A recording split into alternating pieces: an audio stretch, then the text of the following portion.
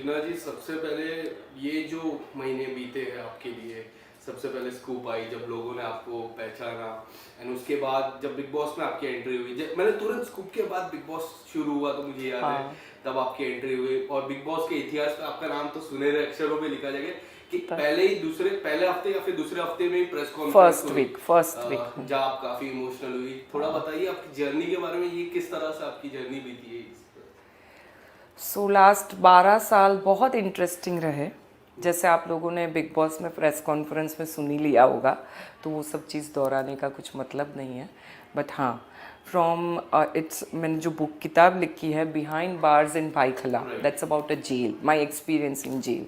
तो जर्नी वहाँ से स्टार्ट होती है और बिग बॉस तक की जर्नी। बिग बॉस भी एक जेल के जैसा है, सोफिस्टिकेटेड।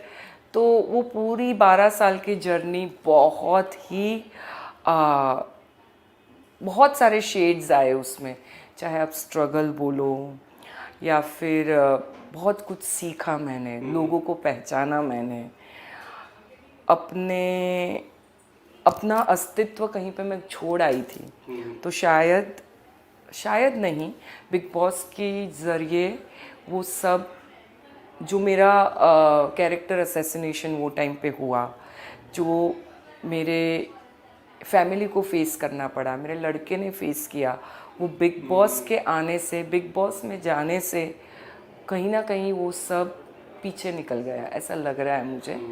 यस, इसका पूरा क्रेडिट बिग बॉस को जाता है, no Yes. Doubt about it. इसी दौरान बिग बॉस में मुझे अभी भी याद है आपकी नावेद से अच्छी दोस्ती थी, रिंकू जी हाँ से अच्छी दोस्ती, मुनावर को एज अ स्मॉल ब्रदर आप देखते हो, हमने देखा है क्योंकि प्रेस कॉन्फ्रेंस हुए थे, he was that person who was crying a lot जब वो पीछे बैठे थे, हाँ मुझे अभी भी याद है, मैंने देखा था। आप अगर बताना चाहोगे, तुरंत मैं जंप करूंगा कि ये जो 2 हफ्ते है मुनावर के लिए personally, I know that person big boss से नहीं, मैं लॉकअप से हाँ उससे जानता हाँ हूँ, इज हाँ very down to earth person, क्योंकि उन्होंने जो अपने करियर में देखा है ना, हाँ। अब they people are judging him. Yes I know you have been to that scenario also that people जज यू। यस तो उन लोगों के लिए क्या मैसेज देना चाहोगे? डोंट जज जो बड़ी बातें होती है, there are yes always a yes story inside it. Obviously. हम एज अ ऑडियंस देखो या एज अ सोसाइटी, समाज, हमको जो दिखाया जाता है, हमको जो प्रेजेंट किया जाता है, हम उसी को देख के बहुत जज करते हैं लोगों को। जैसे आपने बोला, हाँ मेरा कैरेक्टर असैसिनेशन हुआ था वो टाइम पे, बहुत कुछ लोगों ने बोला मर्डरर है, क्योंकि वो ऐसा प्रोजेक्ट किया गया था। तो वो टाइम पे मैं लोगों को, मैं तो थी नहीं बाहर, कौन जस्टिफाई करता कि ये गलत है, जो आप पढ़ रहे हो ऐसा नहीं है।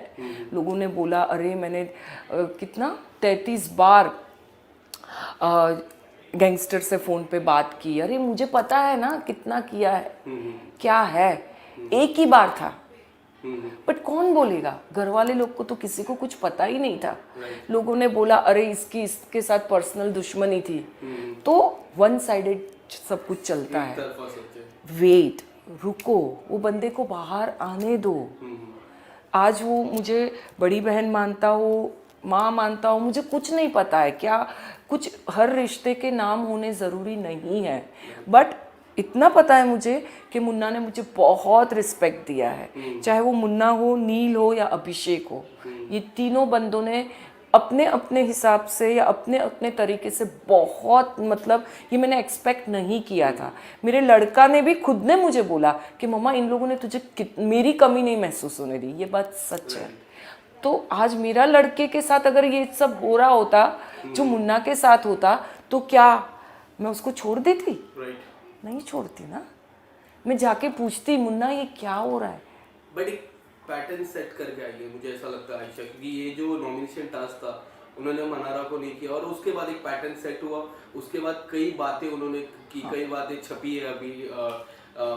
हम देखते हैं कि ये जो शो, मैं मेरी मॉम के साथ देखता हूँ ये show, to be very honest, जब इस तरह की बातें होती है तो वो भी नोटिस करते हैं और वो यस, भी बोलते हैं कि इस तरह का शो नहीं देखना चाहिए आपको, ये नोटिसेबल होता है कि आपको सही लगता है बात है। I agree, I agree. अभी मैं कहीं पे जाती हूँ, यंगस्टर्स पहचान लेते हैं, फोटोज़ लेते हैं।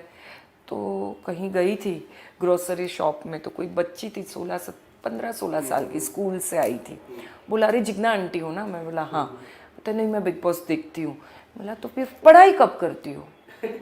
तो यस, आई ऑल्सो अग्री कि नहीं देखना चाहिए। और पता नहीं, इसमें एक चीज़ है आयशा का, जो आप आप बोल रहे थे नॉमिनेशन, इसमें हर कोई चीज़ एक दूसरे को नॉमिनेट करने के बाद फटते हैं। कोई भी हो, मनारा को नॉमिनेट किया था मैंने और रिंकू जी ने, उसने बहुत हमारी बुरी हाल किया था, बहुत बुरा हाल किया था। पता नहीं कितना बताया, हाँ मुझे नहीं पता कितना बताया है, मैंने देखे भी नहीं है एपिसोड्स, अभी भी नहीं देखती हूँ मैं। फिर सना को किया, जब भी सना नॉमिनेट होती थी आप लोग ने सबने देखा, अरे आप गेम में आए हो। मैं खुद जब नॉमिनेट हुई मुझे नॉमिनेशन का बुरा नहीं लगा था, बट अरुण ने जो रीज़न दिया वो बुरा लगा था। तो हर एक को अपनी लिमिट सेट करनी चाहिए, क्योंकि अगर आप किसी पे उंगली उठाते हो ना तो खुद के भी 3 उंगलियां होती है। ये आयशा को समझना चाहिए। मैंने आयशा का एक वीडियो देखा था, पॉडकास्ट, वहाँ वो बोलती है कि मैं शाहरुख खान से शादी करना चाहूँ। तो जो इंटरव्यूअर थी उसने बोला वो तो शादीशुदा है, तो कोई बात नहीं, हमारे में 4 अलाउड है। तो ये क्या मेंटालिटी है? ये गलत है। जो थप्पड़ कांड है, हाँ। लोगों ने देखा है, आपका क्या रिएक्शन है उस थप्पड़ को लेके? वाज इट लाइक ठीक था क्योंकि वो घर के बाहर गए फिर से घर के अंदर आए? What's your take on that? पहले से ही अभिषेक को बहुत पोक किया जा रहा है, पहले से ही। ईशा, समर्थ, हर एक इंसान की एक लिमिट आ जाती है। आप किसी के पेशेंस को इतना टेस्ट मत करो कि वो अपना आपा खो बैठे। हर एक का एक मेंटल फ्रेमवर्क होता है। मैंने कहा किसी ईशा या समर्थ के दोनों में से एक पेरेंट्स ने बोला कि इतना मेंटली वीक था तो क्यों गया शो में। तो फिर ये बात तो ईशा और उसको भी पता लागू पड़ती है ना, कि अगर उनको पता था कि अभिषेक शो में है तो आप लोग ईशा हो या समर्थ हो क्यों गए शो में? नहीं जाना चाहिए था। हर एक की मेंटल स्टेबिलिटी अलग अलग होती है। मैं स्ट्रांग हो सकती हूँ, दैट डजंट मीन कि you will be equally strong. So जैसे सलमान ने बोला बाहर सीटियाँ बजी, तो सच में बजी सीटियाँ। और अभिषेक शुड बी थैंकफुल कि समर्थ ने उसको चांस दिया चाटा मारने का, ताकि पूरी उसकी गेम निखर के बाहर बट उनकी कोई गेम ही नहीं, मुझे ऐसा लगता है पर्सनली। नहीं, अभिषेक किया स्ट्रॉन्ग, अभिषेक की गेम बाहर आई। समर्थ की एक फनी कैरेक्टर था, उसको उसमें ही रहना चाहिए था।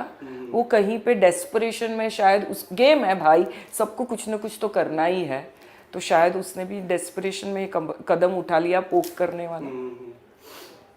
अंकिता की मॉम का अभी रिसेंटली एक इंटरव्यू हुआ जिसमें कई बातें आई।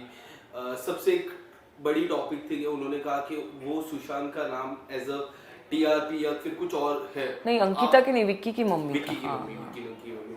आप अगर कुछ बताना, कई बार सुशांत का नाम लिया गया है घर पे।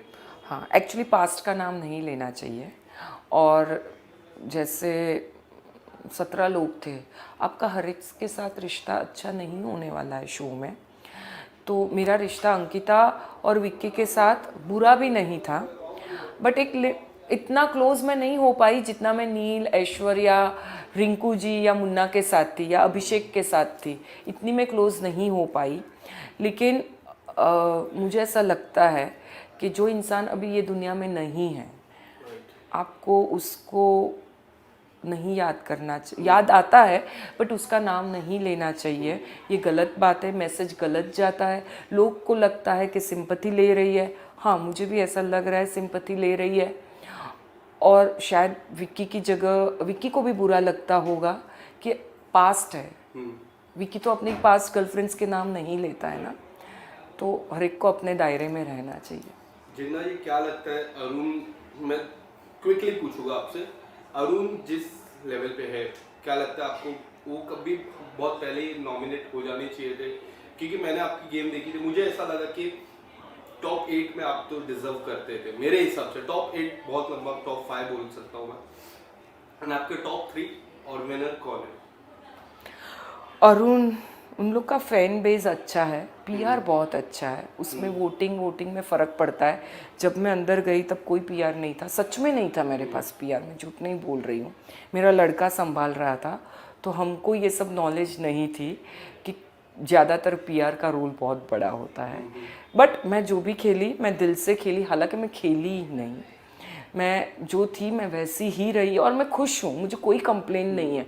मैंने इतने अच्छे रिश्ते बनाए, आप बिलीव नहीं करोगे, जो भी बाहर निकलता है ना, तहलका भाई आए, तहलका भाई आके मेरे घर पे मिल के गए, मनस्वी आके घर पे मिल के गई, मैं, नील, ऐश्वर्या, रिंकू, हम लोग ऐसे मस्ती में मिलते हैं, ये ज़्यादा इम्पॉर्टेंट है। So trophy is not that important.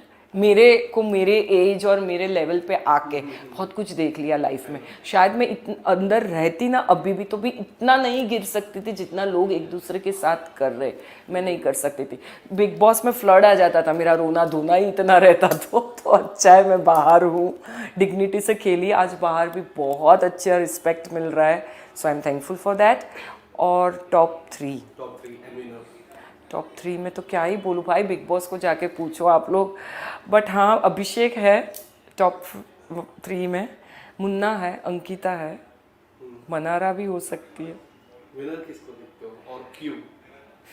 Winner Munawar और अभिषेक में से एक को दिखती हूँ, शायद मैं भी बिग बॉस के जैसे इसमें बायस्ड हूँ, क्योंकि मुझे ये दोनों पसंद है, तो इन दोनों में से एक चाहूँगी। अभिषेक ने बहुत शेड्स दिखाए हैं, एग्रेशन, यस आई एग्री, बहुत एग्रेशन दिखाया है।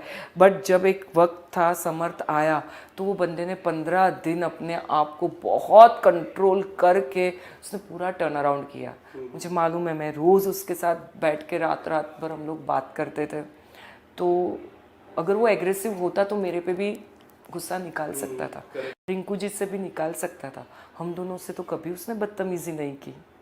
उल्टा मैं उसको रोकने जाती थी तो मुझे बुलाता, जिग्ना जी आप बीच में मत आओ, आपको लग जाएगी, मेरे बीच में मत आओ, आपको लग जाएगी, आप बैठ जाओ, आप बैठ जाओ। तो मतलब वो मुनावर या फिर अभिषेक में से एक विनर आप देखते हो? यस।